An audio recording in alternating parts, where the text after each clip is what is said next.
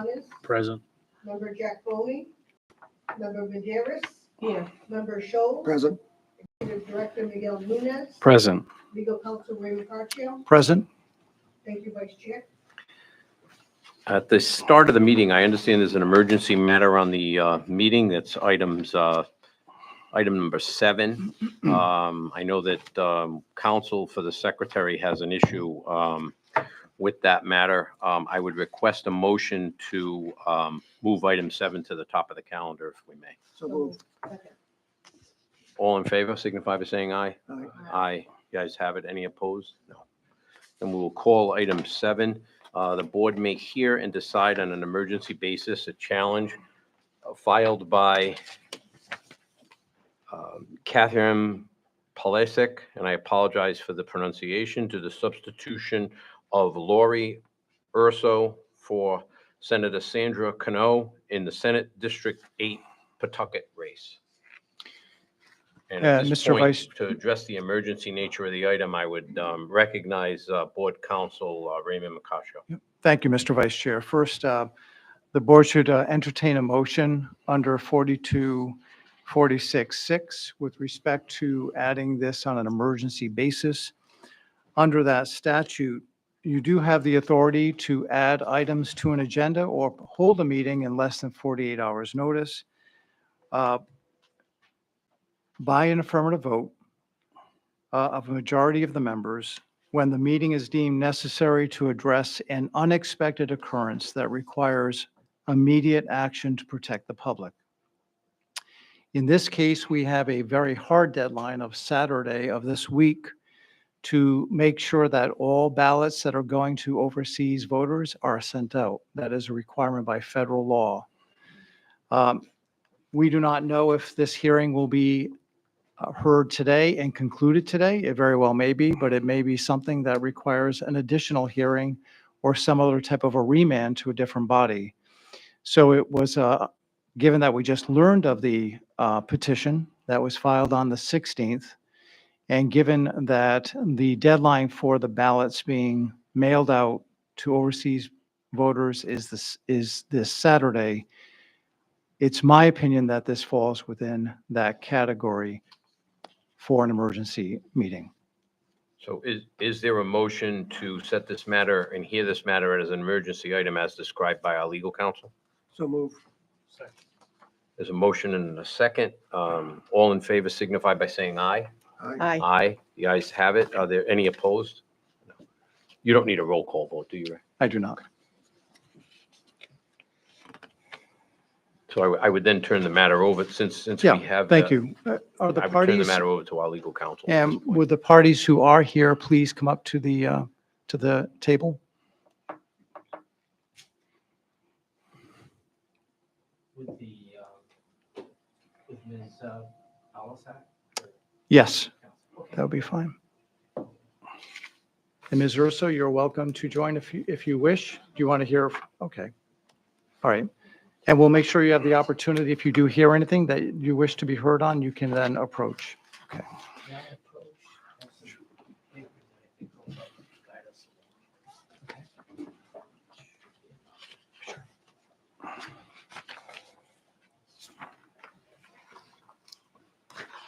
Let me, if I could, Mr. Vice Chair, first frame the issues and give a very brief factual background here. Absolutely. This is not the record.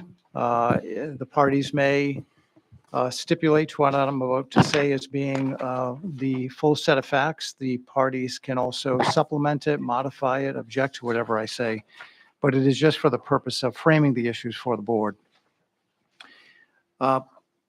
This is a petition filed by Ms. Palisic, who is a candidate for Senate District 8, running as an independent. And she's challenging the substitution of Ms. Lori Urso for the candidate Sandra Cano in the Senate District 8 race. Ms. Cano is the current senator representing, or was the current senator representing Senate District 8. She was also the successful Democratic candidate for that office in the current election. On Thursday, September 12, Ms. Cano withdrew her candidacy for reelection and resigned from her seat in the General Assembly. The following day, on September 13, the chair of the Rhode Island Democratic Party filed a notice with the Secretary of State indicating that the executive committee of that party, state committee party, voted to appoint Lori Urso to fill the vacancy for the Rhode Island Senate District 8 race caused by the withdrawal of Ms. Cano. Thereafter, Ms. Polisic filed this petition on September 16, claiming that the state committee for the Democratic Party does not have the authority to vote on a vacancy when a candidate voluntarily removes herself as a candidate for that office. Instead, they argue that the authority rests with the Senate District Committee. Now, the operative provision, and Mr. Gorham just actually provided it as well, at least one of the provisions he provided is 17-1538, subsection A. And I'll read just a portion of that for the record. Whenever the nominee of a party for a particular office removes him or herself as a candidate for the office for which the nominee seeks election, and I'm abbreviating here, the state committee of that party or a duly authorized subcommittee of the state committee, in the case of state officers, may file with the appropriate authority the name of its nominee for that office. Under the general laws, state officers includes in its definition both state senator and state representative, and that's under general laws 17-1, 2 subsection 17. So with that background, the matter is ready to be heard. One question for your determination today is whether that substitution was made in accordance with the law. As part of your deliberation, you may find it necessary to review the bylaws for the Democratic Party, which is something that I have provided to you this afternoon. This version is something that the board received. It's been stamped by the board. I believe it was received in 2021.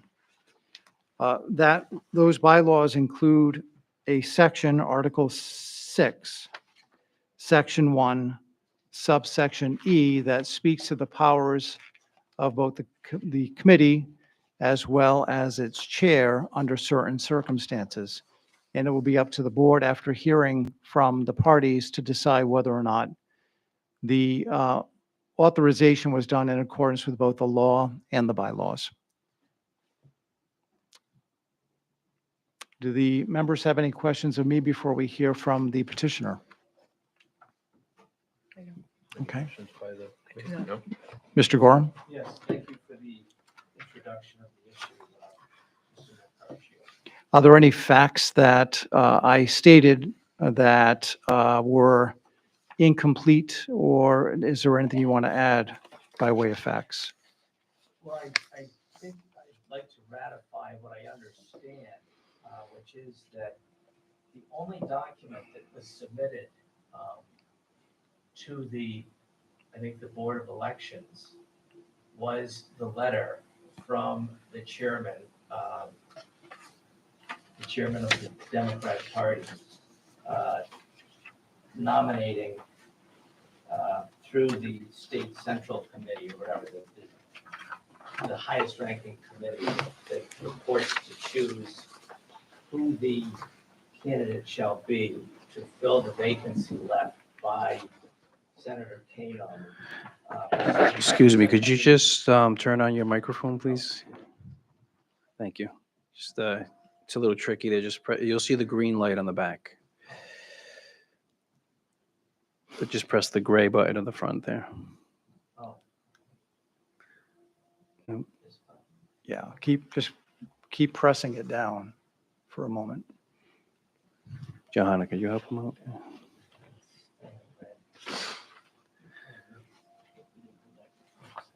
Oh, There you go. It was long. Sorry about that. Thank you. Everybody has the same problem with them. Well, if that's the biggest problem I have today, I'm going to be thrilled. So anyway, so where was I? I was talking about the presentation of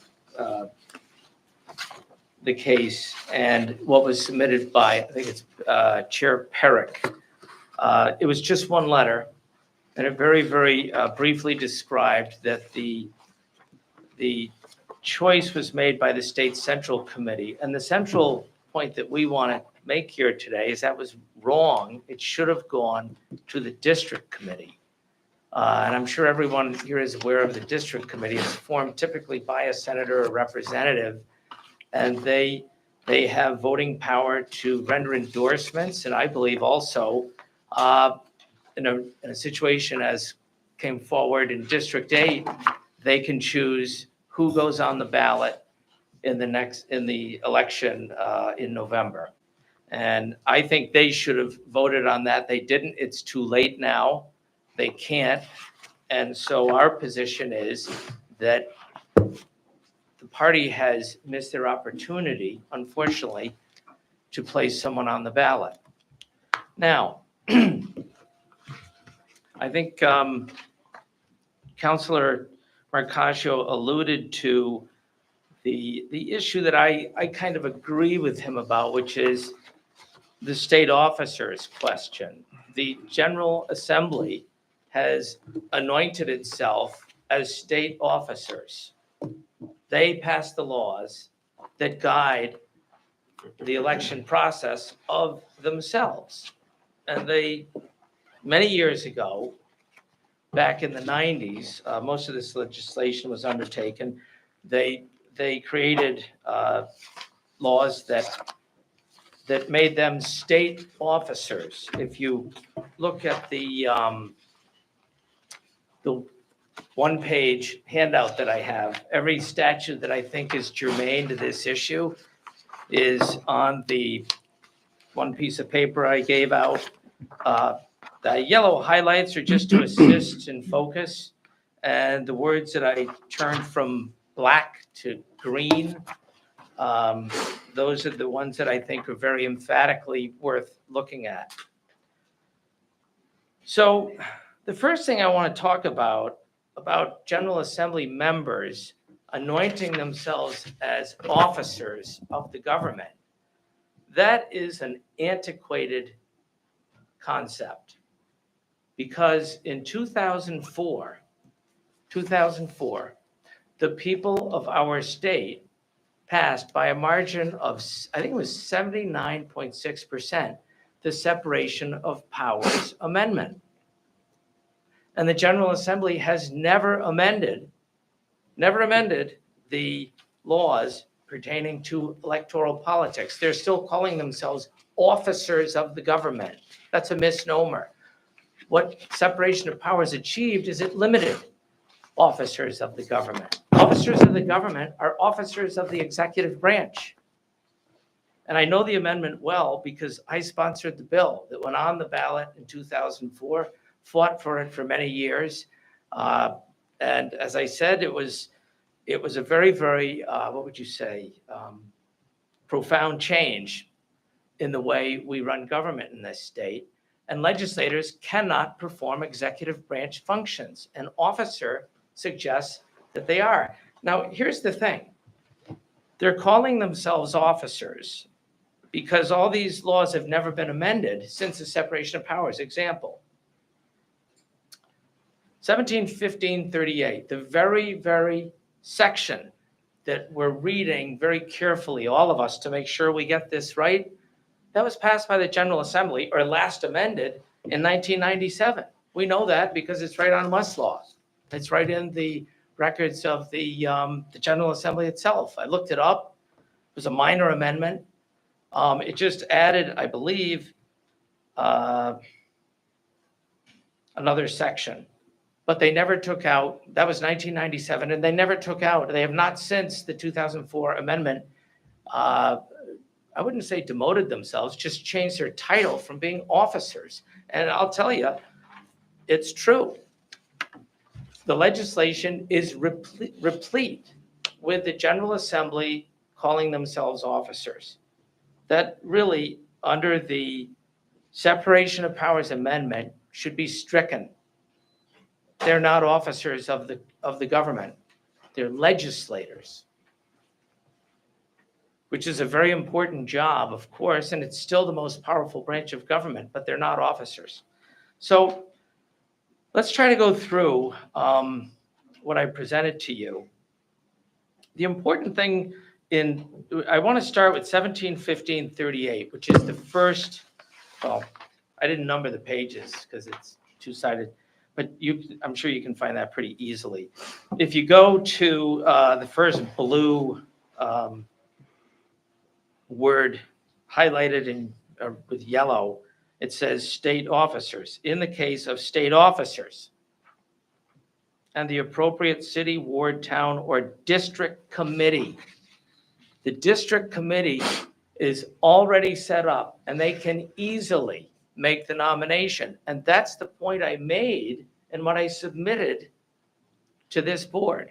But Mr. Gorm, I've read your petition and I've looked over this statute, and when I look at it, it seems clear to me that that there's a bifurcation here. There's a difference between which body does the substitution, so that if it's in the first half of this sentence, it's the state committee, and that's in the case of state officers, and Right. 1712 speaks to that. Right. Even if we have an issue with separation of powers, obviously this board is not going No, to. I agree. Yeah. I agree. I'm But- going to get to the, But then it says, and the appropriate city, town, ward, or district committee, or any duly authorized subcommittee of them in the case of candidates for the other offices. So you look to 1715-7 for the balance yes. of those offices, and those would be, when you look at it, all local. And it, not only does it read well that way, but it's also logical. You have statewide handling state office holders and local committees handling local offices. Why wouldn't the board just adopt that and leave Ms. Russo on the ballot? I'm not sure I follow. Are you saying that 1715-7, which, by the way, it actually is for candidates nominated at primaries. Yeah. This is no longer a primary, but But it lists them nonetheless. it does. It does. It lists senators in the General Assembly from their respective senatorial seats. But I guess, the general officers of the state and the senators and representatives, they've already been addressed in the first part of 1715-38A, where it says that it is the role of the state committee to do the substitution. And then it says, comma, and the appropriate local, that's city, town, ward, or district committee, or any other subcommittee, in the case of candidates for the other offices, not for all offices in 1715-7, but the other offices, i.e. not already addressed by the General Assembly in the first part of this Right. provision. Right. So you're right. So going back to 1715-38, it's clear that the way that senators have been deemed officers is in the text of 1715-38. It says, in the case of state officers. And I put that in blue so it would be noticed. It's the first blue in the yellow. So state officers are treated differently than the rest, but they're not officers. That's my point. They can't be. But So if you counsel- separate, if I could just ask legal counsel one question. So as I understand it, right, what they're asking today is for us to determine that a state senator is not a state officer as defined in the section 1712, subsection 17. They're asking us to ignore the fact that the definition section says a state officer is the governor, lieutenant governor, secretary of state, attorney general, general treasurer, state senator. And we And are, state we are a representative. creature of the General Assembly So ourselves. how- We how do- follow. How do we reach the central, well, what I think is the central issue, that they're not state officers? How do we reach that when the You statute don't, you says don't they- have to reach whether or not the role of a state representative is an executive or legislative. We can, we know, but we can avoid that whole issue and just focus on what's listed as being those offices or officers, how they use it here, being governed by the substitution process of a state committee versus the process that the General Assembly wants us to follow for local offices. That's, it's as simple as, I mean, I agree, and I think even the definition section says for purposes of this title, a state officer, that's just what they're calling them for purposes of this title, as far as Yeah. my reading of it is. And then I certainly agree that they, on 17, 15, 38, they bifurcated the two. The officers are treated one way, and the other candidates are treated another way. So I think, how do we get beyond that? How do we do that Yeah, when we have to essentially abide by what the legislature has given us? So I think maybe get we can beyond- focus on that. Well, my suggestion is that you ignore the word state officers, because they're not. And then if you do that, it's very simple. It should have been the district committee, fully ready to do it. I don't know if you looked at my memo, Exhibit B. That's the best. Most of these committees are poorly organized probably because legislators are doing most of the appointing, right? State officers. But the district committee can do it.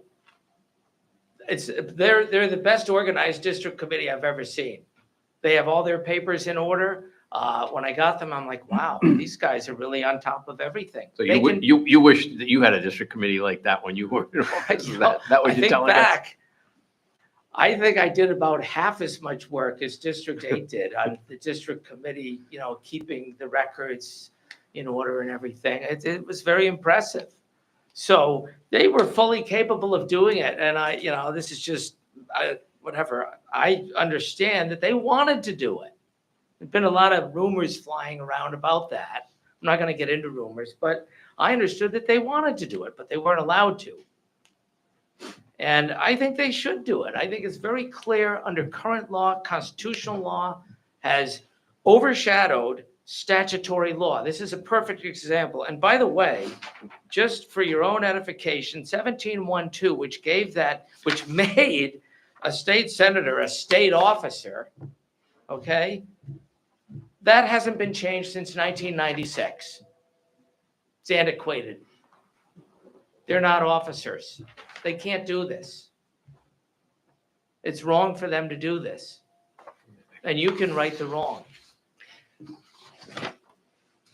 I think the problem with that is we would have to, as you said, ignore that provision, and to do so would be tantamount to nullifying that provision, because we would just not be enforcing it, and we just don't have that authority. Unless you believe, which I think you would be correct in believing, that legislators are not officers of the government. But It's a so matter of. again, Ray, from the standpoint of looking at the statute, this statute says they are. It says that they are, but I do think that, the petitioner is giving more meaning to what was intended in that particular use of the term, but Well, I can't say either, because there is no legislative history, but all I can say is that we do have a very clear definition of who is going to be substituted by the state committee, and that is the statewide office holders, as well as state reps and state senators.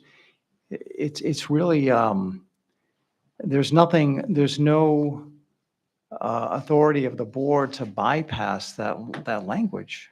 I think you can, and I think you must. If you remember, the last case before the 2004 amendment, what eventually became the 2004 amendment to the Rhode Island Constitution, was the Supreme Court case. I think it was about the Lottery Commission. I always get it mixed. There were two government entities then, and they were dominated on their management by legislators, and they were deemed officers. And so there was a big challenge about the efficacy of that, or the propriety of that. And the Supreme Court answered by saying, first they said, a page of history is worth a volume of logic. And they were going back to 1663. That's what Article 6, Section 10 said, that the General Assembly retained all powers not heretofore taken away. The General Assembly enjoyed all powers heretofore enjoyed by the General Assembly and continues to enjoy them. That's what it said. That clause had to come out, and it came out in 2004. It was removed. But the point is, the Supreme Court of Rhode Island said, until it's done, Rhode Island's form of government is a super parliamentary government, meaning the General Assembly is dominant. And this is the perfect evidence. This is all the perfect evidence that separation of powers was supposed to correct, and it hasn't. And this is your chance to do it. You don't have to follow what the legislature said because it's void, it's wrong. And we all know it's wrong because they're not officers. So that's all I'm asking you to do. And, you know, it's too late to fix this. That's the problem. And I understand that. That's a difficult issue to address. And I don't have a solution. But if it's true that the State Central Committee weighed in and threw their weight around and didn't let the local board do it, guess what? We wouldn't be here because they are not called officers. All they do, the only job they have is really to endorse legislators, right? And to pick them when there's a vacancy. That's it. And they can do that. They could have done it. But for whatever reason, it wasn't allowed, as I understand. So here we are. I think, it's a gutsy move. I'll tell you that right now. That's why I love it. It's a gutsy move. You can do it. And that's really, we can go through this, but this language and all these statutes is replete with mistaken beliefs about officers. They're not officers. I know I've said that 100 times. I'll stop, but it's true.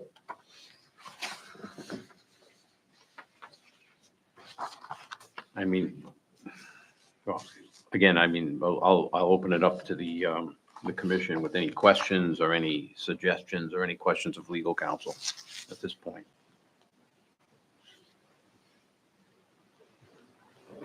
And I think for the record, we should mark as Exhibit 1, the petition and the supporting exhibits. And then for Exhibit 2 would be the 2021 filing of the Democratic bylaws. And for Exhibit 3 would be the petitioner's submission of the statutory citations, beginning with 17(1)(2). Did I miss any? Is Yes. that my 2-pager on Yep. one piece of paper? Yeah, Okay. I don't think I missed anything. Did I? No, I think you're right. Okay. I'm satisfied with the record. I think we've made a reasonable request. It's steeped in great history and constitutional law. And counsel, did you say that there's a copy of the bylaws of the Democratic Committee? Yes, That would be what, Exhibit 2? that would be Exhibit 2. Why is this being offered? I'm just curious. I mean, I Well, may want to object. in the event Certainly. that the board wants to reach the question of whether the executive committee and/or chair had the authority to act instead of the full committee, the provision I cited would give guidance on that. But, I mean, it only defines the problem. This document defines the problem because they're leaning toward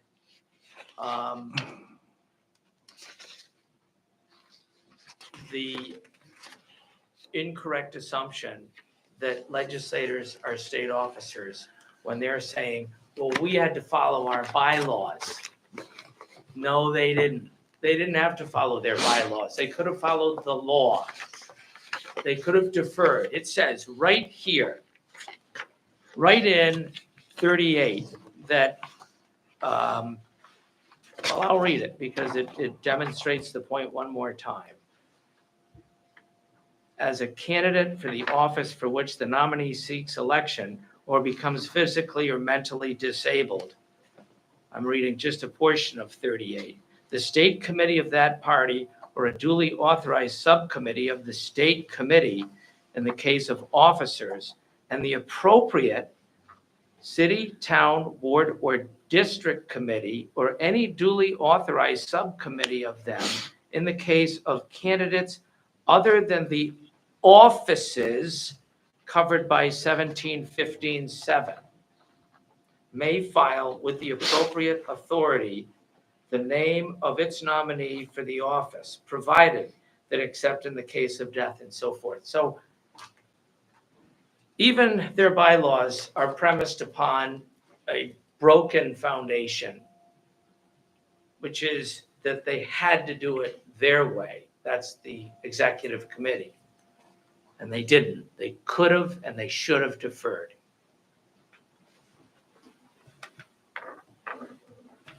See, Mr. Gorham, do you have any case law in support of your position? About the separation of Yeah. powers? Yes. That's the first time, well, I do know that the appointment process for CRMC has been changed since then. They used to have officers on their board. They don't anymore. What was the big one? The Lottery Commission. You know, I mean, that's the case. The case law that is in place since the separation of powers is actually fairly minimal, simply because in most instances, the General Assembly yielded. They didn't assert their power. They respected the Constitution. And honestly, I think this is probably an accident, but it's an accident that causes the bodies that regulate things like elections to think that they have to go with the interpretation that state legislators are officers. Right. But the Board of Elections is a creature of the General Assembly. Right. And until the General Assembly implements legislation in accordance with the constitutional amendment, we have to follow the legislative mandate. Except that the legislative mandate, again, is premised on the mistaken notion that a senator and a representative, they aren't even elected yet. Think about that. They're not even elected yet. This is an open seat, is an officer of the government.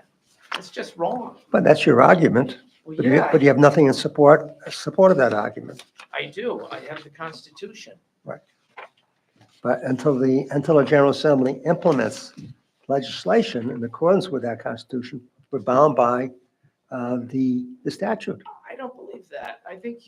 I said it was a gutsy move, only because you're going to have to defy something that the General Assembly has kept in their codification of how to run elections.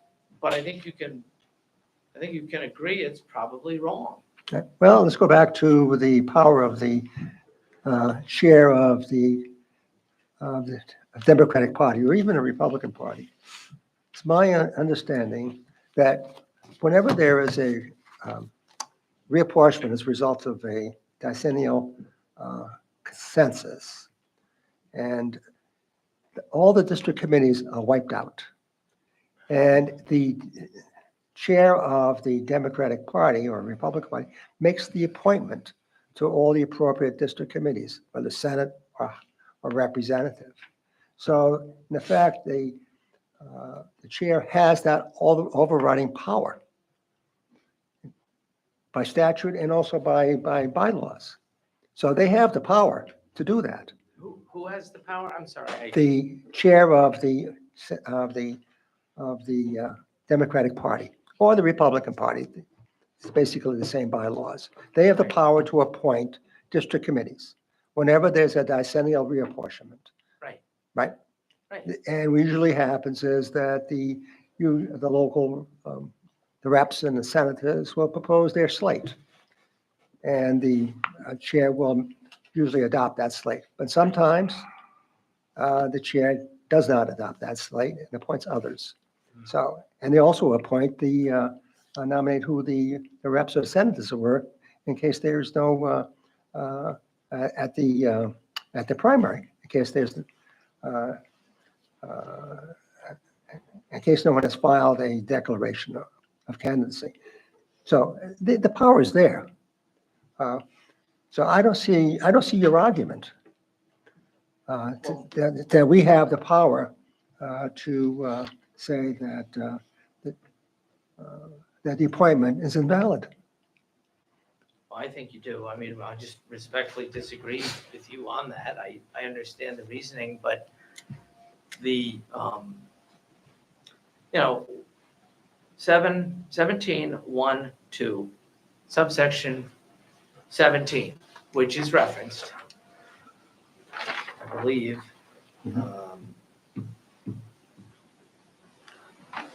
It says, for the purposes, this title, it's a typo, not my typo, except as may otherwise be required by the context. Then you go down to 17. State officer means the governor, lieutenant governor, secretary of state, attorney general, general treasurer, state senator, and state representative. It's just wrong.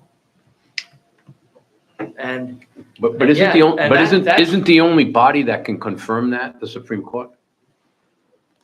no, the General Assembly can change the law. I understand that, but other than the General Assembly, who else in government can change that interpretation, if you will? Well, Superior Court judge could. Okay, but certainly not this body. I think it's I really. mean, as much as I'd like to be able to change some of the election laws, I don't think I have the ability to do it here. Well, I think that you can follow a path that avoids creating an unconstitutional result. In fact, and I'm not trying to push this on you, but I think it is your duty to do that so that your decision, notwithstanding the legislation, is in accordance with the Rhode Island Constitution. I think that's your duty.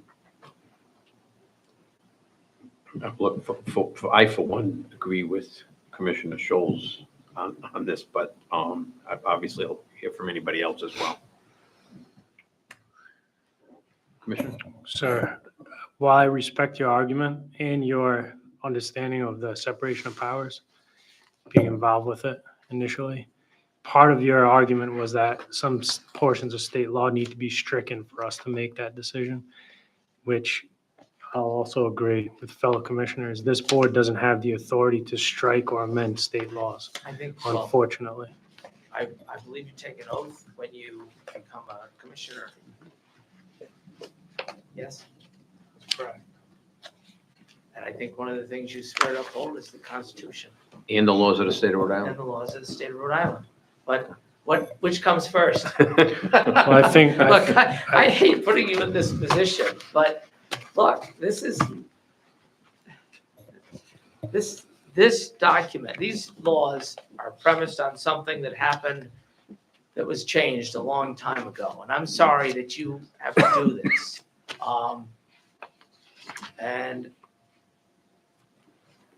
Or that you have to that I've put you in this position, but I'm a lawyer and my job is to advocate for my position. And the remedy was so simple for them. All they had to do was pass it to the district committee. Heck, the result might have been the same. I don't know. Heard rumors, like I said, but that's all they had to do. That's all you have to do. Except it's too late. That's the sad part.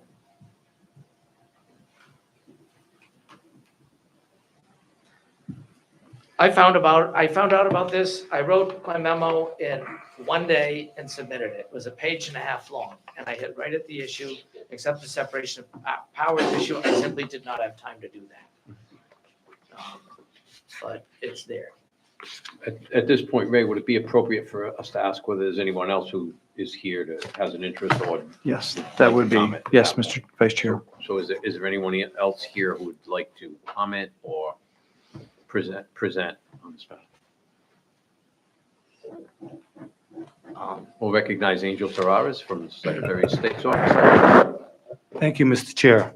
Do we stay sitting or do we yield? It's as long as Attorney Tavares doesn't have a problem with you sitting next to him, and I don't believe he does, I think you can stay. He's to my left, he's usually to my right, but I think you've sat at the same table before. We'll stay for a little while and see how it goes. I'm here today on behalf of the Rhode Island Secretary of State, Greg Maury.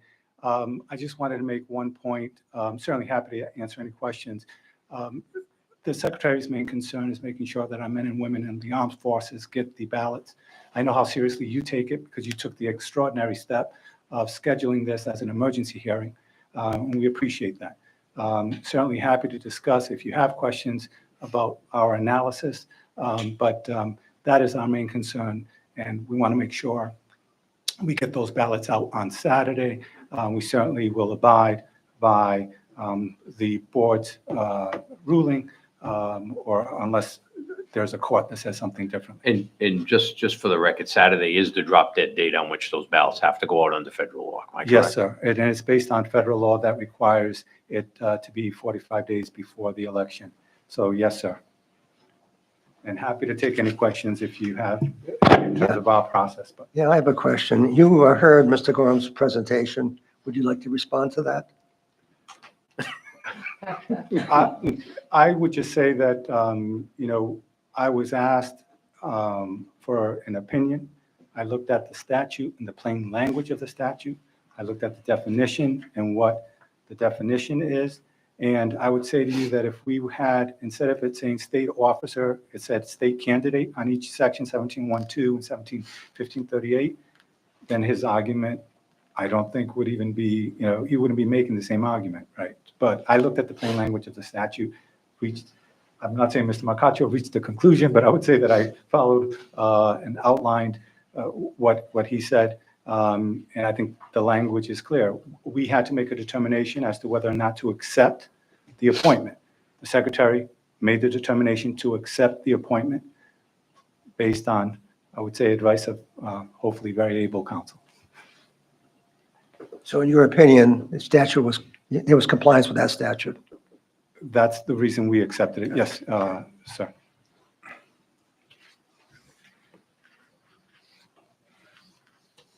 Mr. Chair, if you have no questions of me, I'd ask I to do be not. excused. Absolutely. And again, my apologies for being late. No, thank you, sir. Is there anything else? Is there anything else? Is there a? It's ready for your motion, Any for your questions or a motion deliberation. from the board? So the motion, if I'm correct, Mr. Marcacho, would be to either accept or deny the challenge That's at correct. this point. Mr. Vice Chair, I Yes. appreciate the very thoughtful argument that the attorney has made here. I do appreciate the time that you took and your explanation. However, I think at this point, it would be appropriate to make a motion to deny the challenge based on the advice of our counsel and that we follow the current state law. Is there a second to that motion? Second. Any further discussion by the board? Then I will call the motion. All in favor signify by saying aye. Aye. Any opposed? The ayes have it, 4-0. The petition is denied. The challenge is denied.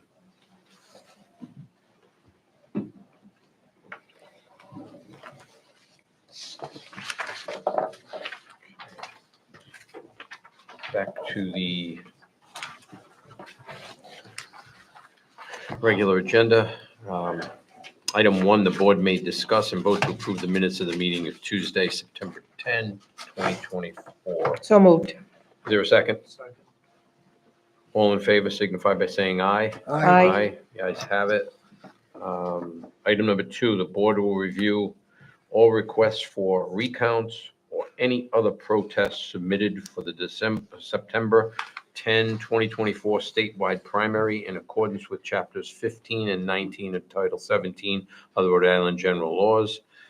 The matter before the board is Senate District 17 Democrat primary, and the requester is Alexander Azar. And I will turn the matter over to Director Nunez. Excuse me. Before we move there, Mr. Azar is a friend of my son, so I'm going to recuse myself from this matter. So in the event of a recusal, we still meet the quorum requirements because it's a recusal, Ray, not a, and I'm asking that question, and I don't know what the answer is. I believe you would. If you lose the quorum for any reason, then the quorum is gone, so you cannot. So we cannot vote on this matter today. So then, So what's the solution? is, The only, it's not a solution for you, but in the event that a person were to abstain from voting but remain on the dais to be part of the quorum, they could do it that way. so Ray, I also have one other question before the commissioner decides. In the event of quorum issues, do the rules provide, the rule of necessity provide that the commissioner, if he so chose, could sit in any event? Or I'm that of the not- opinion that if Mr. Scholl abstains from the vote and does not participate, it will keep the quorum and we can proceed in that fashion. With the advice of counsel, that's what I'll do. Okay. Thank you, Vice Chair. On September 11th, prior to the 4 p.m. deadline to file a recount for the primary, Alexander Azar, a candidate in the Democratic primary in the Senate District 17 contest, filed a recount request. Mr. Azar faced Cameron Deutsch in the primary. Mr. Deutsch received 634 votes, and Mr. Azar received 566 votes.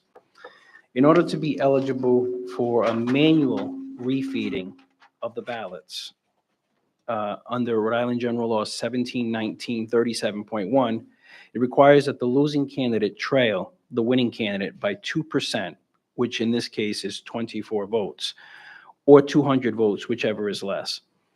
Mr. Azar trails Mr. Deutsch by 68 votes, which exceeds the 24 votes required. Additionally, in order to be eligible for a rereading of the electronic storage media from the DS200s and the DS850s, the statute requires that the losing candidate trail the winning candidate by 5%, which is 60 votes in this case. Again, Mr. Azar trails Mr. Deutsch by 68 votes, which exceeds the 60 votes required. Therefore, based on the staff's determination, Mr. Azar does not qualify for a recount under the requirements of state law, and the staff recommends that this request be denied. I'm happy to answer any questions. Based upon the presentation, is there anyone else who'd like to speak on this matter? Well, based upon the presentation, is there a motion from the board? Or which I'd request a motion to deny the request for recount, and I would consider it a denial of request for recount or reread. I move denial of the recount. Is there a second? I'll second. Any discussion?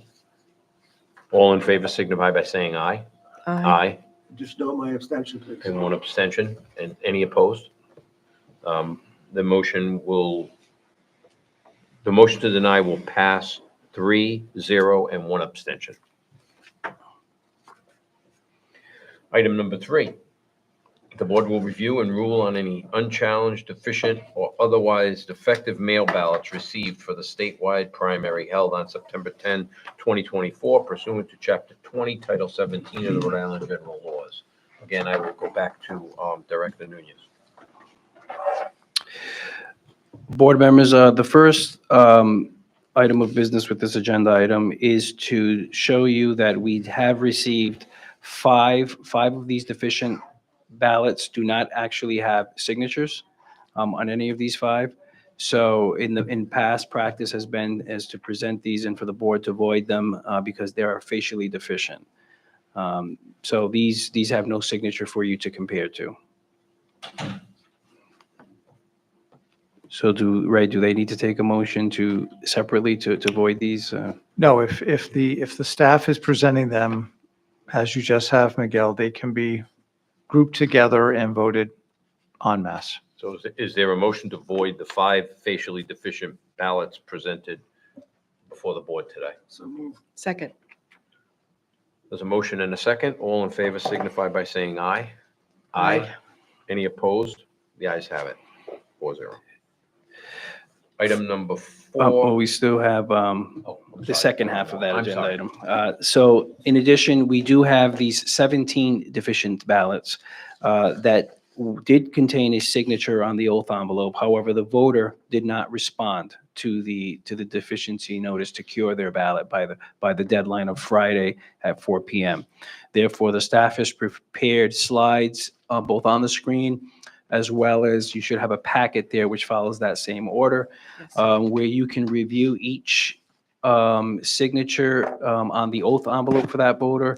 On the left and on the right-hand side will be the signature, the most recent signatures that we have on file in the central voter registration system, and make the determination if this ballot should ultimately be voided. So these will take up individually, counsel? Does that make sense? That's Take them correct, in. yes. You'll have to rule on each of these. So the first ballot before you here is from Beth Ann DeLuca Verley. And you can see her signature on her oath envelope is on the left, and the signature on file is on the right. Our staff ultimately, after several reviews, rejected it, and she was sent a deficient notice, just as all of the voters in the 17 were. And just for the record, that deficient notice would have gone to the last address that you have on file for her? Would have been at the address listed there on the envelope, and also if they had signed up for electronic notifications such as the ballot track service, they would have received a text message, cell phone, or email indicating that they had to cure their mail ballot by the deadline. And the written notice would have gone out regular mail? Correct, yes. And you received no response from this particular voter? No response from any of these voters. Okay, thank you. You're welcome. I move to reject. Is there a second? A second. A motion made and seconded. All in favor signify by saying aye. Aye. Any opposed? The ayes have it. The second,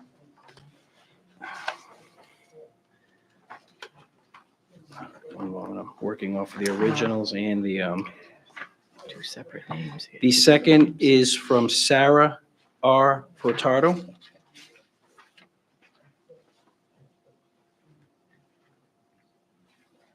Signed for Eduardo.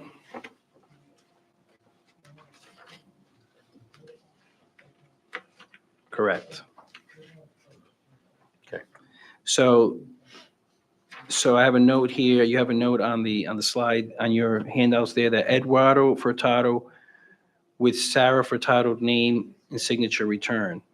And Sarah's oath envelope was accepted with Eduardo's signature on it. So it appears to be a case where they signed each other's oath envelopes, not realizing. So it was an error, you're saying? Yes, and the other one was accepted by the staff, but this one was flagged. So it would appear that they each signed each other's oath envelopes. Why would one be accepted and the other not be accepted if it was? It the same? appears to have been human error on the pairs in our certification process. They probably focused on the last name and it was accepted. The Sarah's oath envelope, which had Eduardo's signature on it, was accepted, apparently. So Sarah's was accepted at what, in, Sarah's was accepted, right? With Eduardo's Eduardo's- name on it. which is this one was not accepted. I don't see how we could accept one and not the other, in my opinion. I would agree. And I think that at this point, we have to assume that it was just an error on their part. Correct. And We just wanted you to have the full information to make that I determination. will be making that motion that we. So there's a motion to we do accept this this. ballot, since we did accept the companion ballot. Second. There's a motion and a second. All in favor signify by saying aye. Aye. Any opposed? The ayes have it. So this ballot is accepted by the board. The next ballot is from Heather Lynn Shibley Shibley. from Coventry.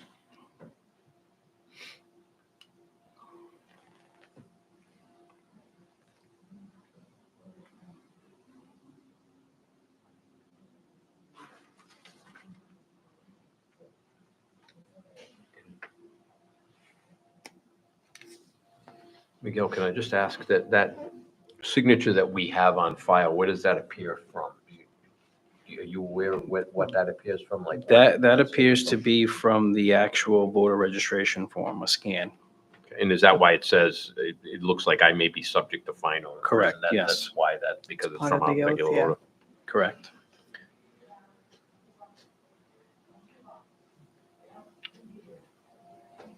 I think the H looks like the H in the other signature, so I would be inclined to accept this. And I'll make that motion. I'll second that.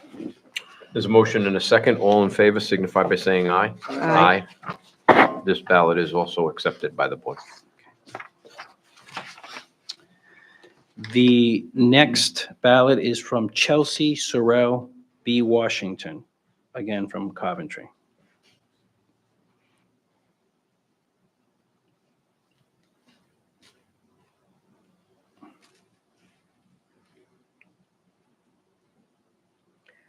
I don't see any similarities here. I would agree. I don't have that. Move to reject. Second. There's a motion and a second. All in favor signify by saying aye. Aye. Aye. Any opposed? The ayes have it. That ballot is rejected. Next is Molly C. Brown from Cranston.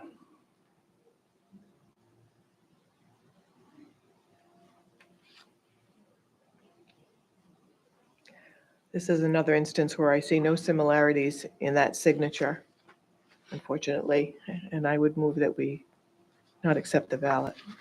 Second. There's a motion and a second. All in favor signify by saying aye. Aye. Aye. Any opposed? The ayes have it. That ballot is rejected. Next is Gwyn Gareth Long from Jamestown. Really?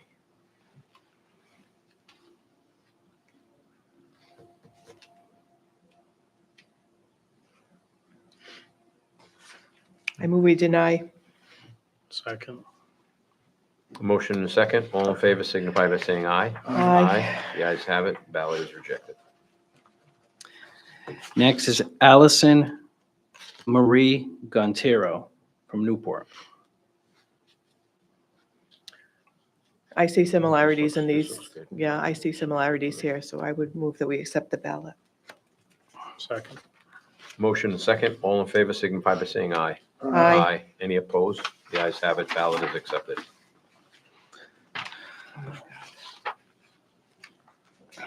Moment.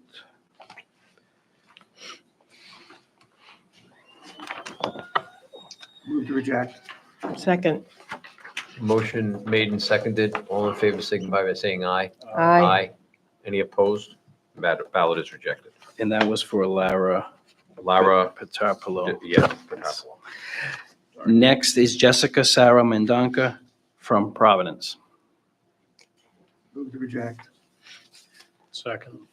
Motion second. All in favor signify by saying aye.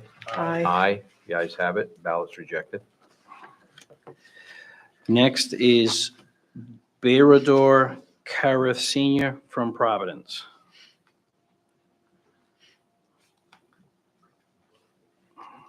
Move to reject.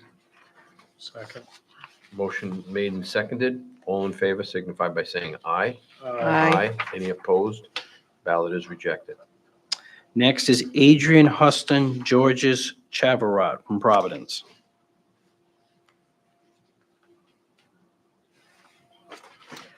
I move that we reject this ballot. Second.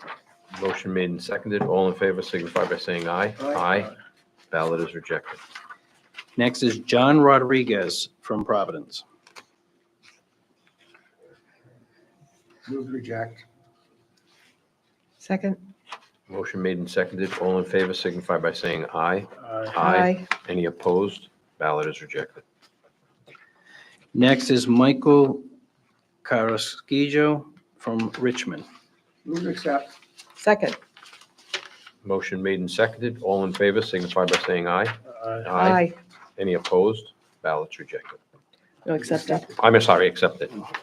I was on a roll there. Sorry. Next is Holly E. White from Smithfield.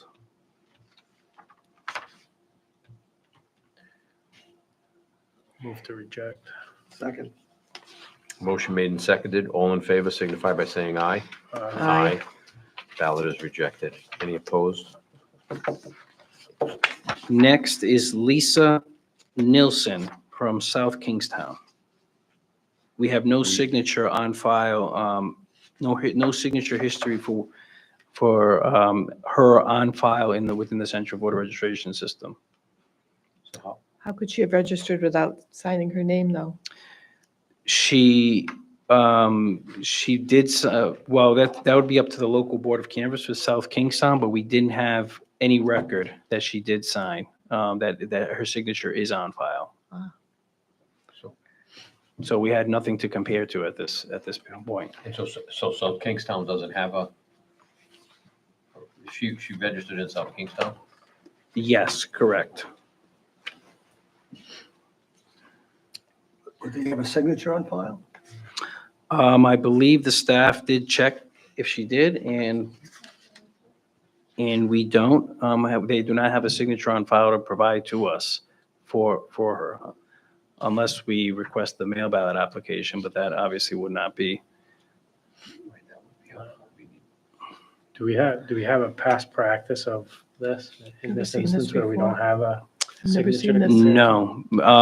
I would suggest maybe if we could call South Kingstown and just quickly see if they can just do one last final check with them. Just check, I mean, because if, it may be a situation where they lost the record, and if they lost the record, I mean, I for one would feel uncomfortable denying somebody their right to vote because of a clerical error.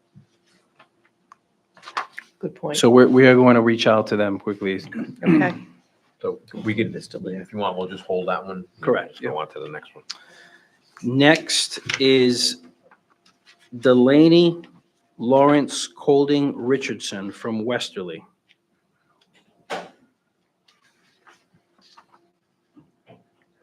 Move to reject. Motion to reject, is there a second? Second? Motion made and seconded, all in favor signify by saying aye. Aye. Aye. Any opposed?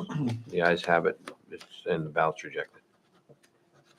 Next is Simon Gabriel Robbins from Barrington.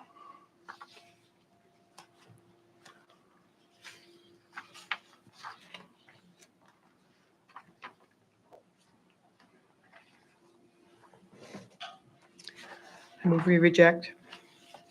Second. There's a motion and second to reject. All in favor signify by saying aye.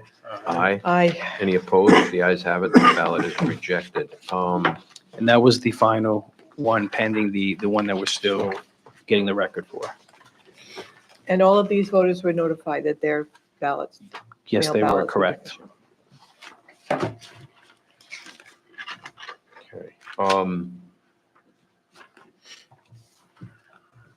Ray, is it proper for us to move to the next agenda item and just hold that other item? I mean, we're technically not done with that. You can table it and then just return to it when you get So- that so additional we'll information. return to the matter of Lisa Nilsson.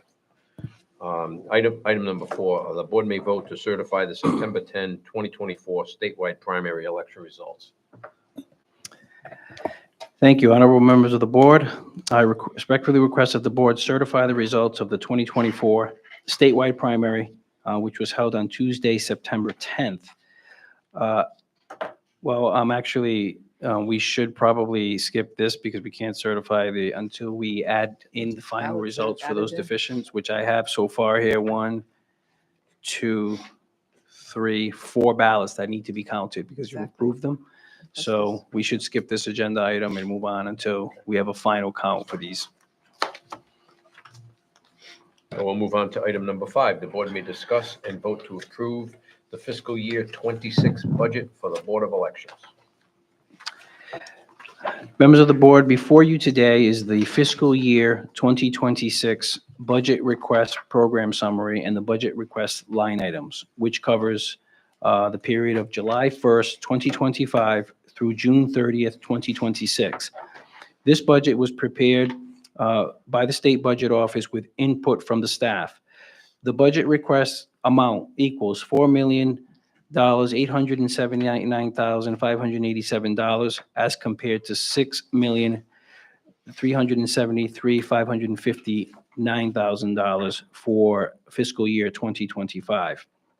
There are no statewide elections scheduled to occur between July 1st, 2025 through June 30th, 2026, which will result in a lower overall budget request for this fiscal year. The fiscal year 2026 budget includes $1,497,497 in operating expenses for the agency, as well as $1,406,497 in contract professional services. The budget also includes a constrained budget amount of $4,134,830 as required by the state and reflects a 5% reduction. But this constrained amount does not include fixed costs such as salaries, voting equipment expenses, lease costs, etc. We are required to submit this constrained budget to the State Budget Office each year. However, the General Assembly has consistently funded the Board of Elections in our proposed budget requests in previous years pretty consistently. As you can see in the budget, contract professional services reflects the most significant change to our budget from previous fiscal years.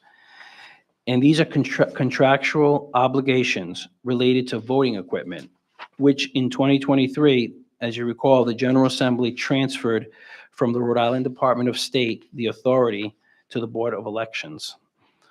These costs involve election systems and software, which is ES&S, for the software maintenance and testing of the DS200s and DS850s and express vote equipment, which we hold in our inventory, as well as knowing and the LHS for the electronic poll books, or the poll pads as they're referred to. These contracts were approved by the board in early 2024. This category also includes expenditures related to our Blue Crest high-speed mail ballot sorting and signature verification system, OPEX envelope opening and ballot extraction system equipment, Voting Works for risk-limiting audit software licenses, and advocacy solutions for media relations.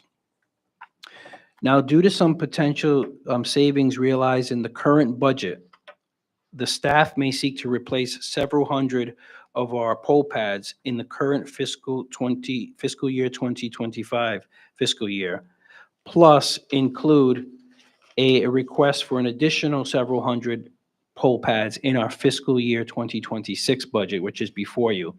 We currently have 1,500 electronic poll books or poll pads in our inventory, and we recently replaced 400 of them under this new contract that the board approved earlier this year.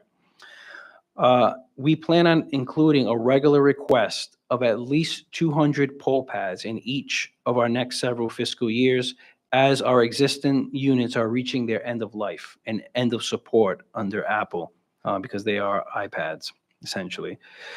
This way, we can avoid having a large request building up all into 1 year, and we can consistently ensure that we have enough functional poll pads going both into the next election cycle in 2026 and looking further ahead into 2028 in the next presidential election. Another staff proposed cost in the budget includes the upgrading and/or replacing the electronic reporting tracking system used by candidates, political action committees, and political parties to report their campaign finance reports. This system has been in place for over 20 years at this point, and has not changed much in that time. Modernizing this system will greatly improve the ability of candidates to file accurate and timely reports, especially electronically, as well as allow the campaign finance division to more efficiently and effectively process these reports, as well as providing enhanced public reporting and better integration with the central voter registration system. The periods between November of 2024 and the general election and the September 2026 statewide primary is, as you know, one of the longer periods between statewide elections occurring. So this provides an excellent opportunity and window for the implementation of a modernized campaign finance system and all the necessary staff and candidate training that it would take to implement it once that is acquired by the board.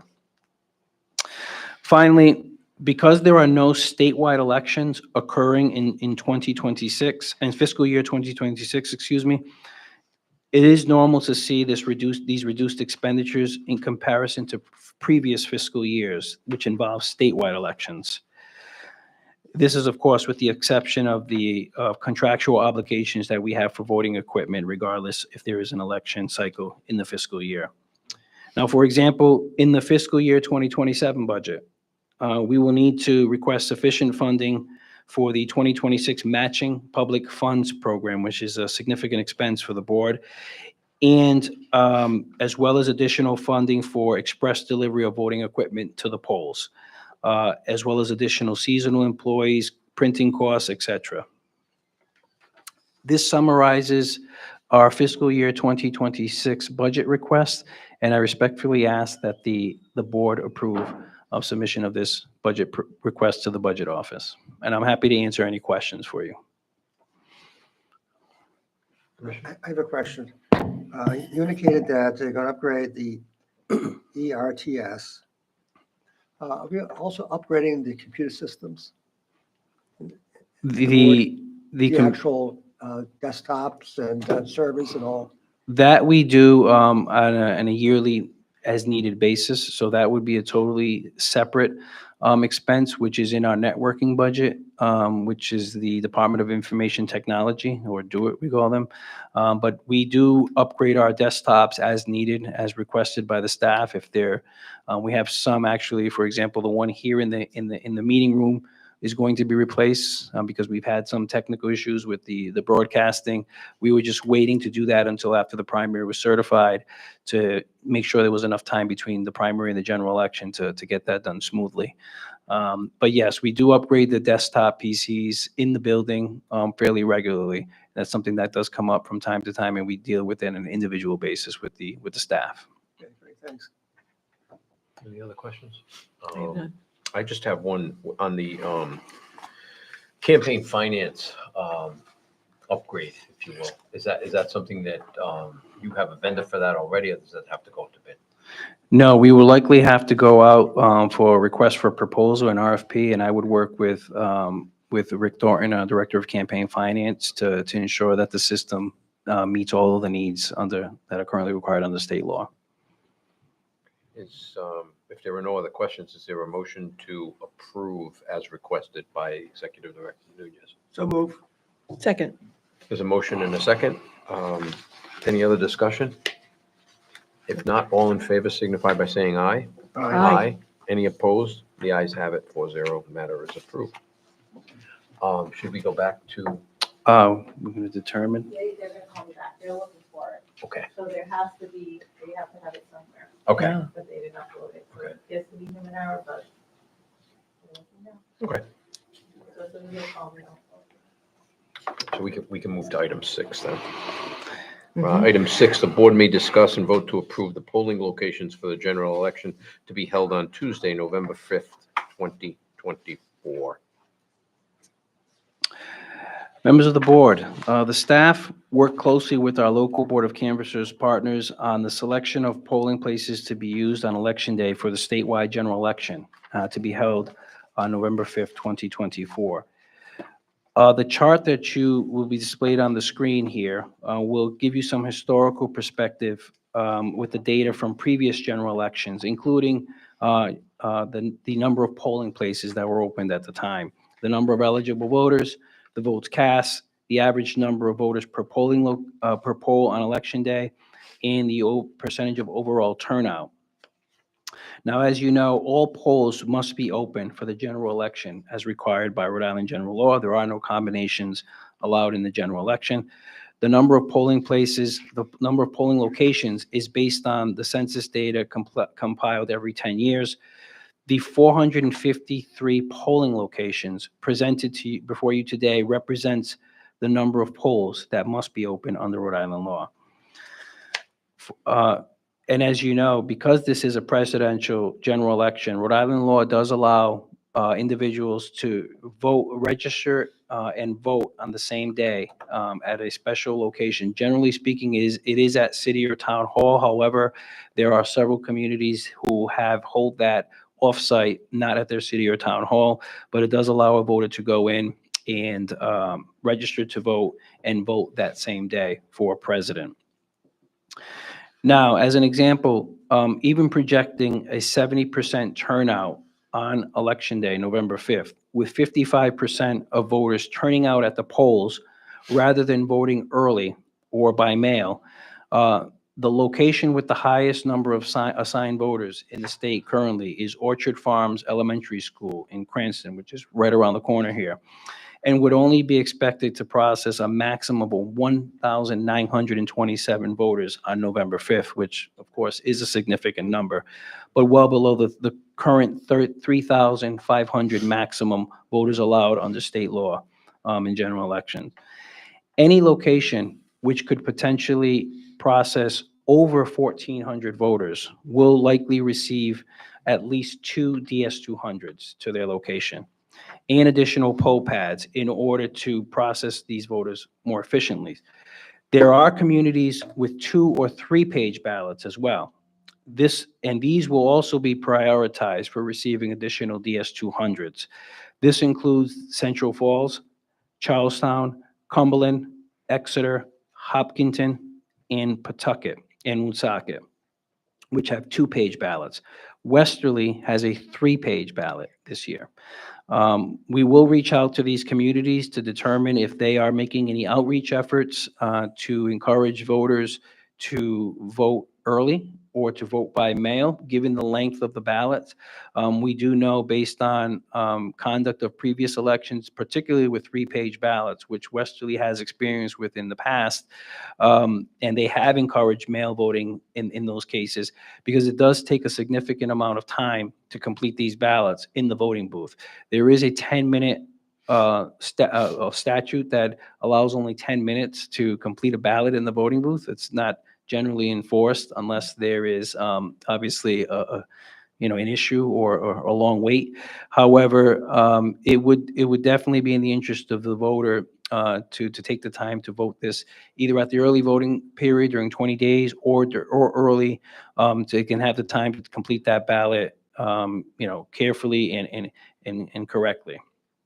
So we will reach out to those communities just to see if they are making any outreach efforts. However, we will be prioritizing DS200s to these communities as well, including some of them will be receiving 3 DS200s and additional voting booths, because we do know that the DS200s, when there is a multiple page ballot, whether it's 2 pages or 3 pages, they can lead to slower processing because each voter needs to put 3 pages into the machine, and also there are more chances of an error and overvote, which leads to the machine not being able to be used momentarily while that issue is resolved. And then just because there are more pages being inserted into it, the chances of a jam happening, incrementally they increase, so which could lead to downtime. So if you have 3 machines, then that leaves 2 machines still operational while one of our state technicians can get out there and actually correct the issue in time. Now, of course, local boards of canvassers will assign additional poll workers with higher volume locations. We send out to the local boards our recommended number of poll workers based on the expected turnout and the number of pages to the ballot. By law, the local boards of canvassers only have to appoint 4 supervisors, a warden / moderator, and a clerk. But given the need in some of these larger, high-volume areas, we do recommend, and they usually do follow our recommendation or exceed them, to appoint more poll workers when we feel that there is a need in those particular locations. So based on the information that I've presented to you today, the staff agrees with, obviously, these selections of the polling places for the November 5th, 2024 statewide general election, and we do ask that you approve them.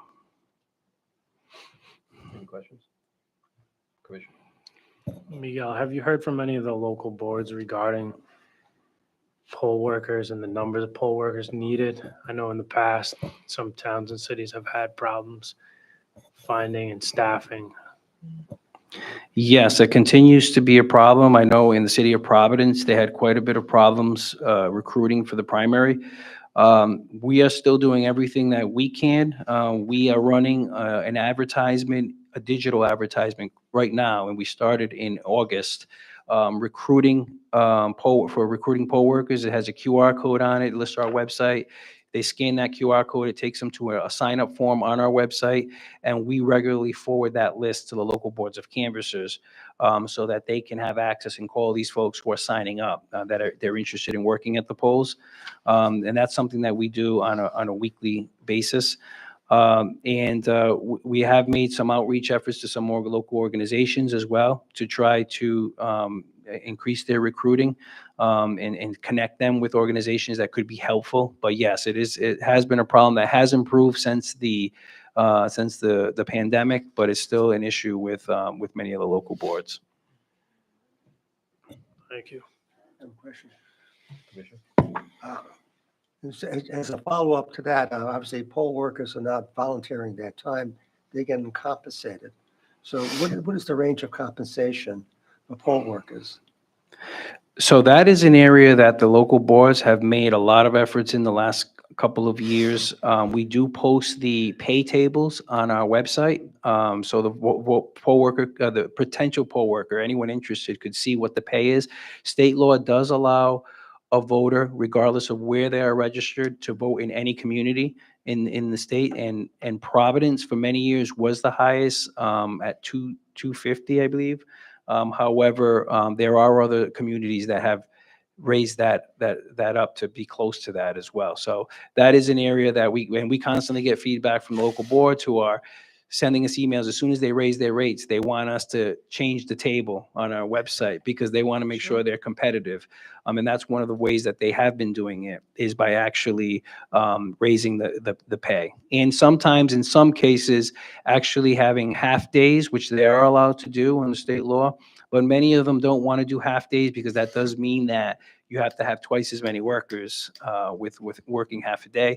But some of the local boards have had success with offering half days. They're also allowed to appoint high school students as well if they meet certain GPA requirements and have permission to work at the polls. However, they can only work in the capacity of a supervisor. They cannot work in the capacity of a moderator or a clerk. Any other questions? Okay. I'm not. Miguel, just one, the alternate locations for registration, for same-day registration, is the alternate location equipped to accept the vote as well? Yes, we will send a DS-200 to that location, and we also will send a lookup electronic poll book simply to check to see if the voter is voted, because we would prefer to give them the option, if they're already registered in the community, to go to their actual polling place where they will get a full ballot, rather than just registering voting just for president at that same day location. So they will have a lookup electronic poll book as well. So they'll have the same opportunity as those that are at the town hall? Yes, and Providence, I believe they are holding theirs at the Amica Center, which used to be the Dunkin' Donuts Center, which, because they have such a high volume of same-day registrations for president, vice president, they will put them at that large facility. Okay. If there is no other discussion, Is there a motion to approve the polling locations as set forth by the executive director? So move. Is there a second? A motion made and seconded. Any discussion? All in favor signify by saying aye. Aye. Aye. Any opposed? The ayes have it. And did they get back to you yet? I called them, they're still looking. Okay. So there's one of two possibilities, either they accepted the voter registration without a signature, or they simply didn't upload it to the central voter registration system, so they're looking, the clerk is not there. So someone else is looking on my desk, but it would be, since the last transaction was July 25th of this year. I can call before. call again now. Yeah, it'll be closing soon. You could just, call them one more time. Okay. And again, then we can discuss what the board's pleasure is, but,